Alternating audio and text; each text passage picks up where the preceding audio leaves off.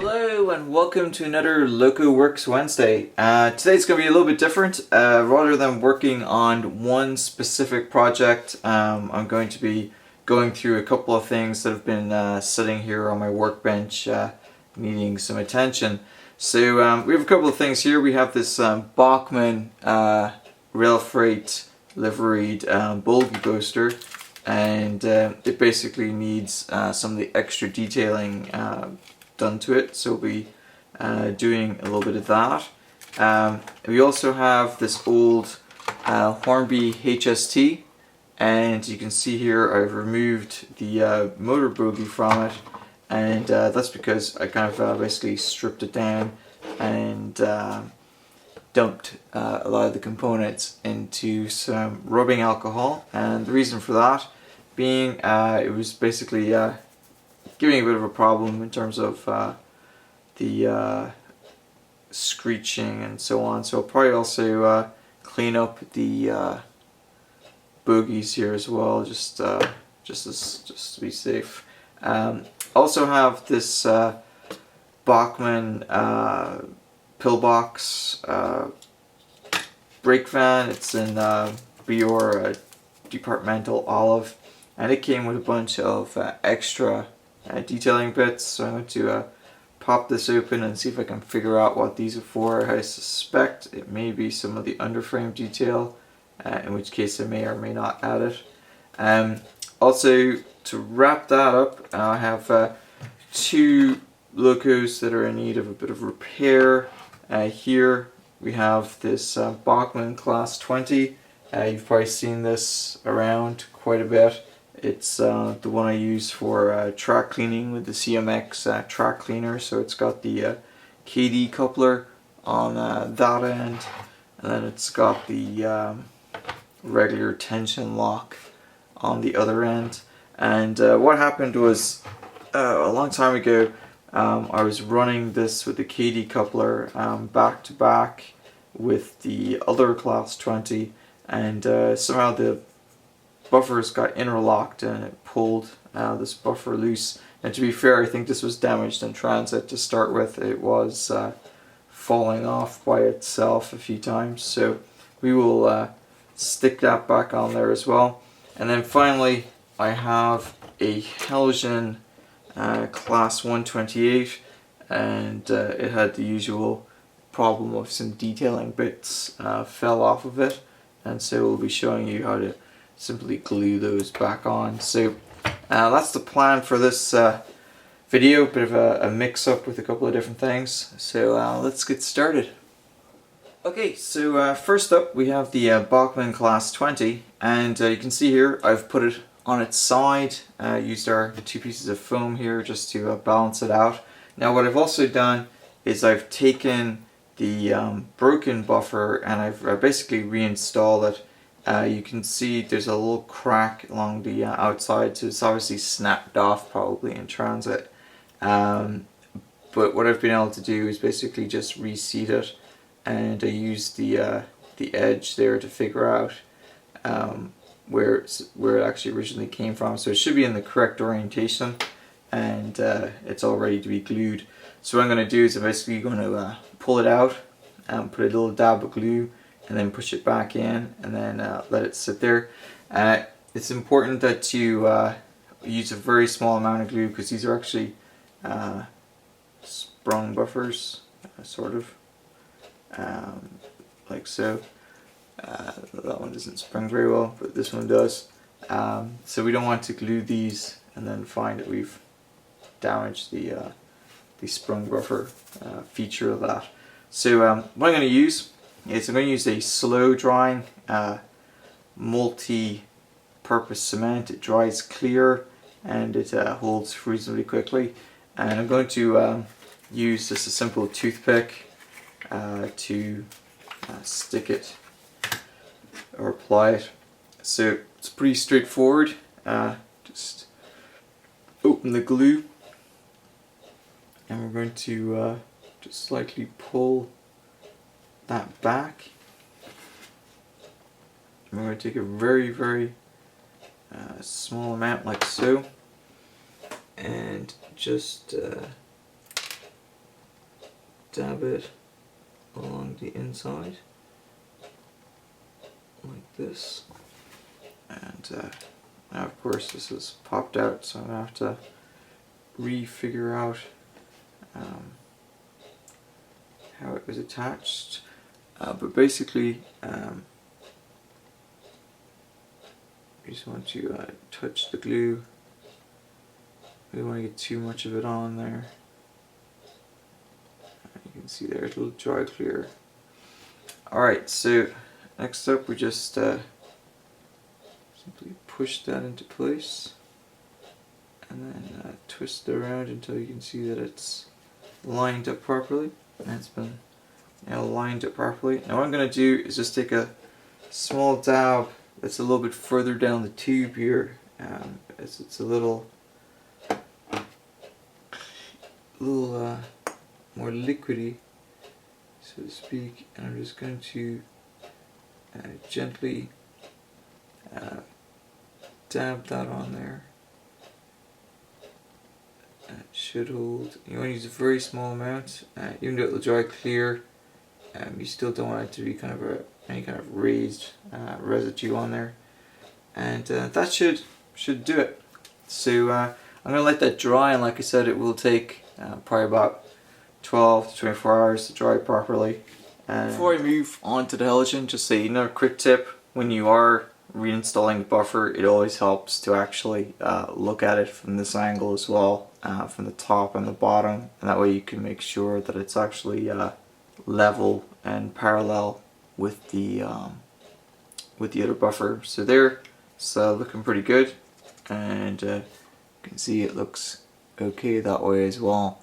So another opportunity you could do is stick on the extra detailing as well. I will probably do that in a later video. So next up, like I said, we'll move on to the Heljan. That should be relatively easy to do as well. Okay, so this is a Heljan Class 128. It's one I just bought recently from Hatton's. It basically came with a really small amount of transit damage. Basically, two of these brake pieces here have come off. So what we're going to do is, if you look here at the bogie, you can, I'm not sure if it's easy to see on the video, but right here you can see the plastic piece that's come off. Now what's interesting is it came off on opposite bogies, so one came off here on this side and then one came off the other side, so this is just taking a hit in transit. Otherwise the rest of the detail is perfectly fine, the loco runs perfectly fine. So what we're going to do is basically just put a dab of the glue right here, and once again we are using the multi-purpose cement, and you can see just the one squeeze is going to sort out a number of our projects here. This is a relatively easy thing to do, so we just need to go ahead and put some glue there. So I'm just going to basically stick the I have to arrange this on camera for you. We just basically stick the toothpick or cocktail stick and just barely touch it and just spin it so it picks up some glue, and you end up with a small dab like that.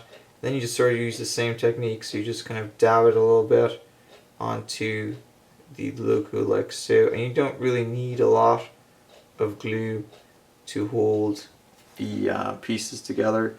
Now in terms of the orientation, you can look at photos if you have to. Luckily for me, the thing was attached on the opposite side, so I could figure out how to attach it. So what we're going to do is just simply flick it over like this, and just put a dab of glue on this side as well. It's a little tricky to do this on the camera, but we'll see. You can see there, put the glue on, and then you basically try to attach it. And this is very fiddly, so I will see if I can get it so that you can see it on the camera, but typically what you want to do, if you can see that, is take a toothpick or screwdriver and just sort of, once you've got it in the roundabout area that you want to put it, then you can sort of start to manipulate it with the toothpick.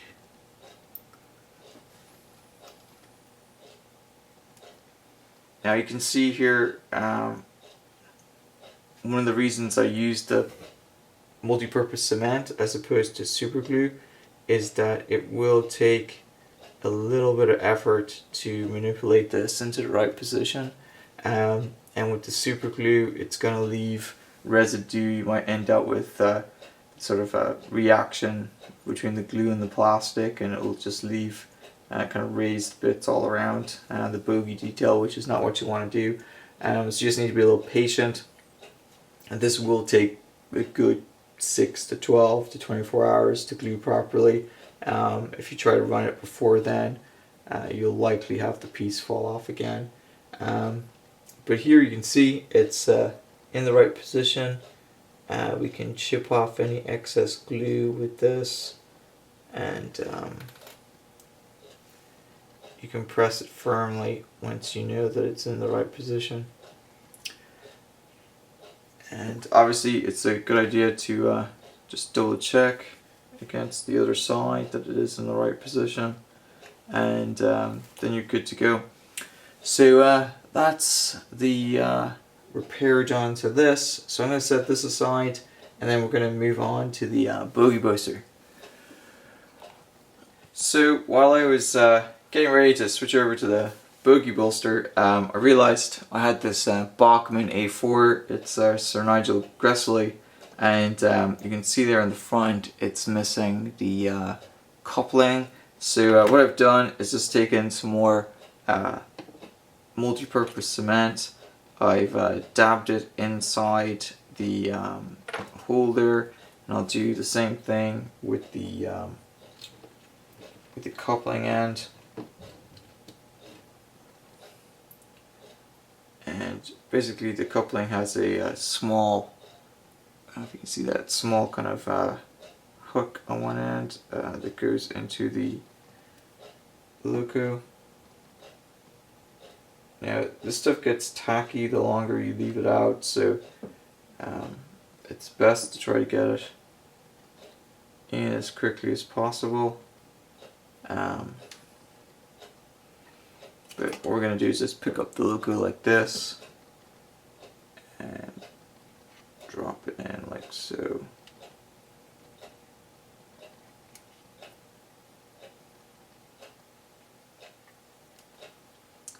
Alright, so there you have it.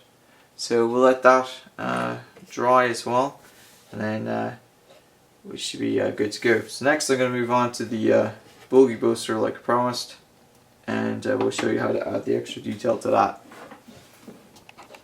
Okay, so this is a reasonably new Bachmann Railfreight livery bogie bolster, and it comes with a bunch of extra details, mainly these configurable options for through here. It also comes with these steel wagon loads, and I think this is one I picked up probably late last year before Bachmann raised their prices. I think it was one of the ones that may have been on sale at Hatton's. Not quite sure if you can still get it, but at least you can take a look and see how it's done. So you're going to need a craft knife of some kind. I'm using an X-Acto knife here, and we're just going to use it to open the packaging. And so what you have here is basically the valve pipes, or kind of coupling stuff at the end. To that buffer detail we will add towards the end, and what we're going to do next is just basically add these. Now I'll do all of them on the video, but we'll probably speed it up since it's relatively straightforward and you guys don't need to sit there and watch me do this. So what you're going to do is take a craft knife and just basically flick it around, and holding it in position, you're going to want to cut these like so.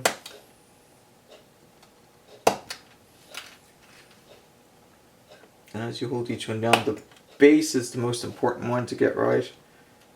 If you don't get the base right, you're going to run into problems. And as you can see there, that one just decided to pop out as well. So I've got the first 3 done there. And so what we're going to do is just test fit them into these positions and go from there.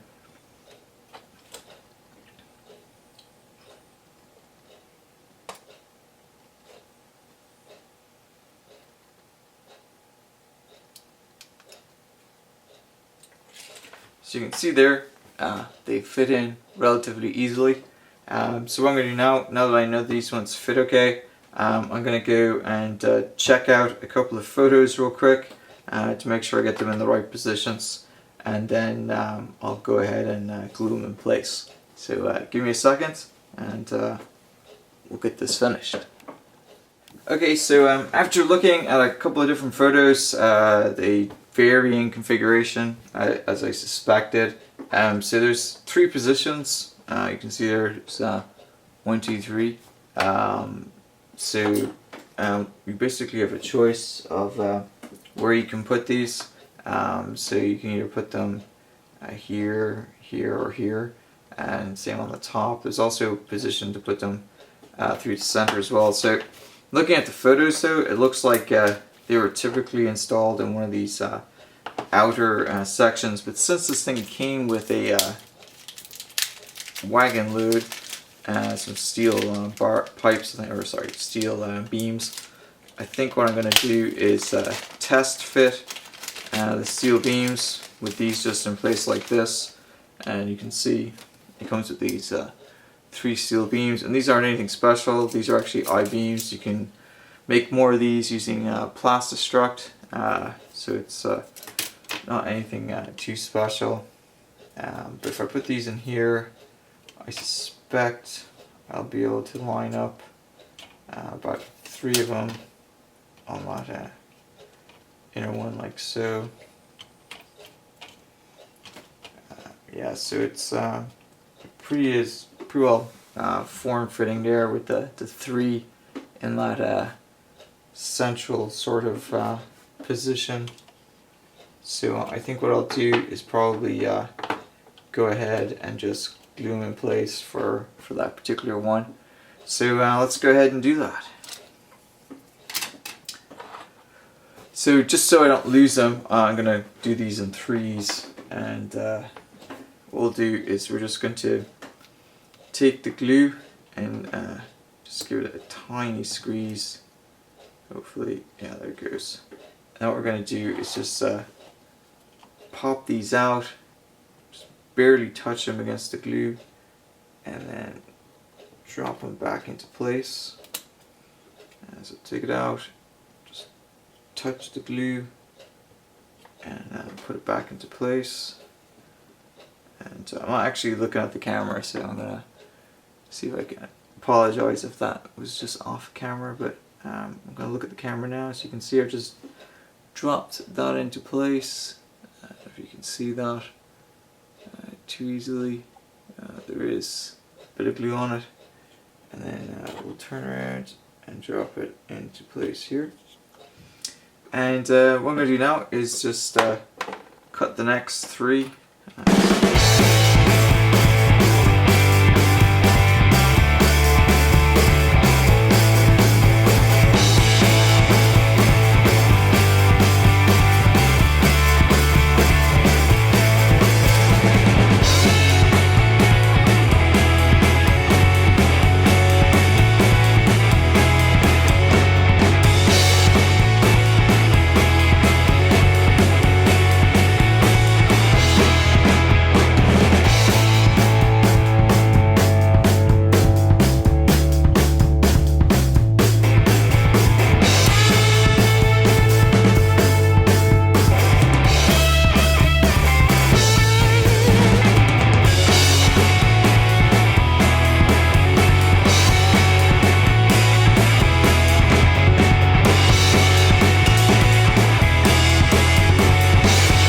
Okay, so there you have it. You could see in the video I had a little difficulty with a couple of them, but I was able to use the X-Acto knife to put a hole in. The only real problem I had was the end pieces here, the end buffer detailing. I actually couldn't do it on camera, it was way too fiddly. So I ended up using a toothpick here into the hole and just rotating it round to make the hole bigger, and eventually I was able to get it in. And then what I did was I just took a small amount of glue on the end of the toothpick and just sort of dropped it in place around the base of the buffer detail like this. And I did the same thing on the other side. It just needs a very small amount of glue like that to hold it in place. I also moved it off to the side a little bit so that it didn't get completely foul to the tension lock coupling as well. Alright, so final thing to do is just to do a bit of test fitting with the beams. Now you could in theory glue the beams in place as well, but I'm not going to do that. I may want to change the loads from time to time, so just need to make sure that it does actually fit. Of course it's moved. Just to prove it wrong. Yeah, there we go. Alright, so you can see there, the load fits just about. Be easier if I repositioned it this way. Some of them are a little bent inwards, so you may have to work it around a little bit to get it. Yeah, let's try this again. So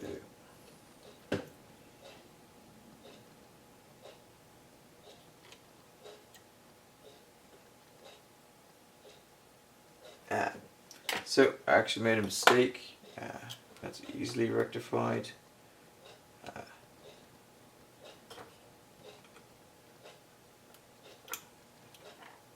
There we go. So I had that one in the wrong position, so it made it a little narrower than it was supposed to be. And you can see after fixing that, it more or less drops into place like we had planned. Alright, so that's it for that.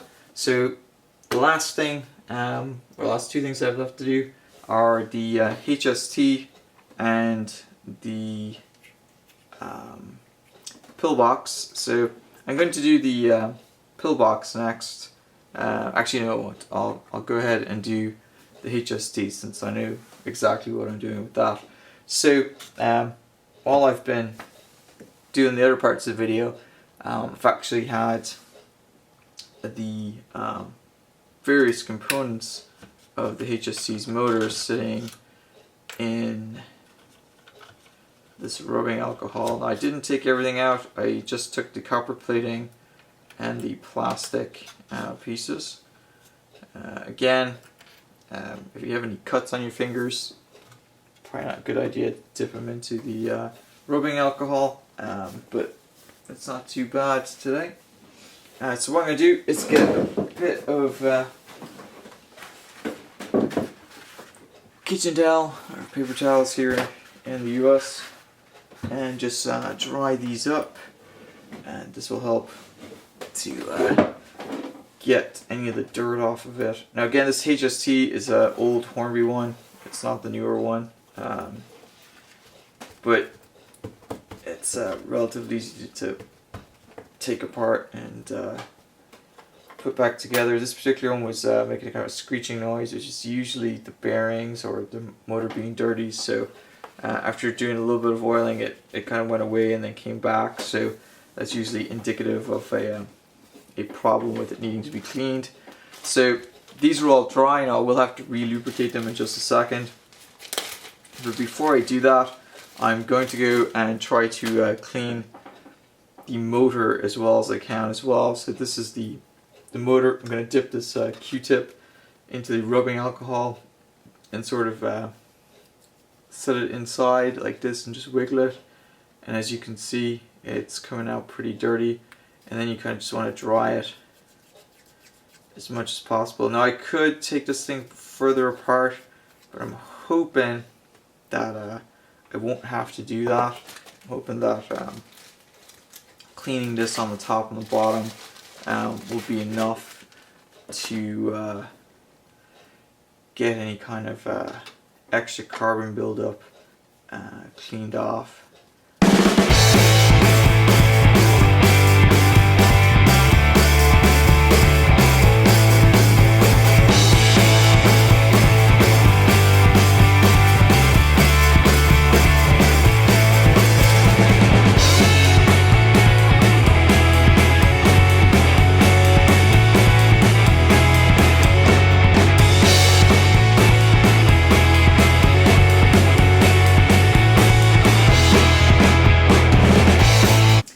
Now, normally I would recommend using a small amount of lubricant. However, since we've just completely soaked these things and then dried them out, what I'm actually going to do is use the actual bottle itself and then just do a dab on each of these mounts for the motor. It might seem a little excessive, but you'll see here in a minute that it's actually a pretty good idea.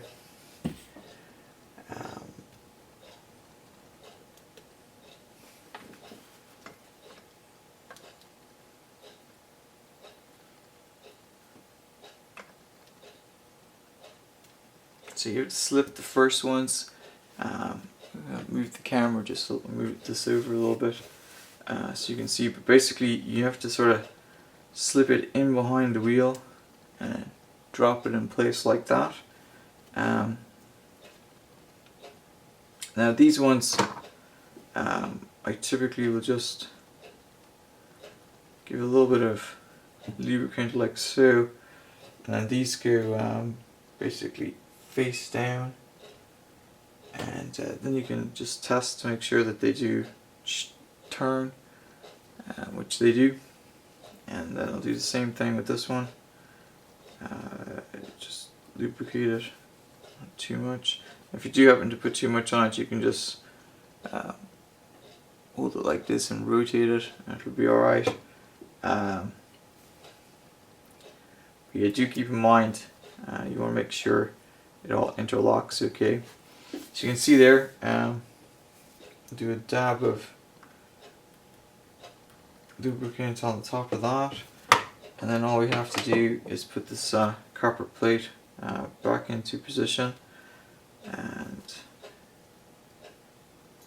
this is usually the trickiest part. Some cocktail sticks will probably help us out here just a little bit.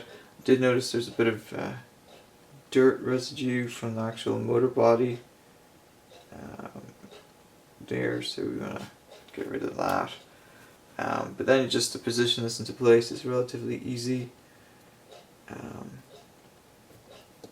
just have to pull it up and hopefully it drops into place like so. Alright, so that seems to be all we need to do. Now I'm going to take a very small amount of this and just, without even squeezing, just drop it on the axles like so, and once I put it down on the paper towels it's going to soak that up. But I have a funny feeling that these may be tensioned a little bit too much, so hopefully that will fix the problem. Then just finally, to make sure before you push it all together, is just to freewheel it and make sure everything moves properly, which it is, which is a good sign. Alright, so to reassemble it is relatively straightforward, so I'm going to take the clean up a little bit and then put it back together. So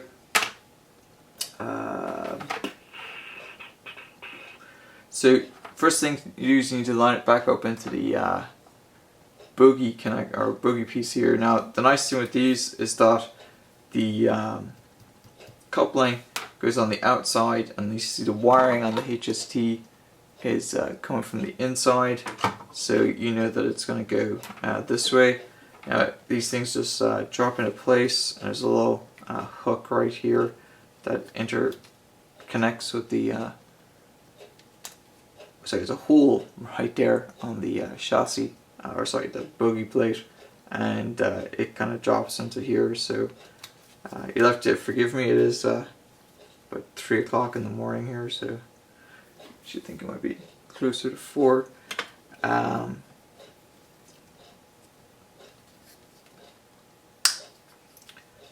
yeah, so that's dropped into place like so. Then we just have to really reconnect the wires. So there's 2 wires. The one with the diode connects to the front part, and then the one that's going to the brown wire connects here. So that just connects in like so. And then this connects to the it's like a slight, it's probably not going to see on the camera, but basically down here on the actual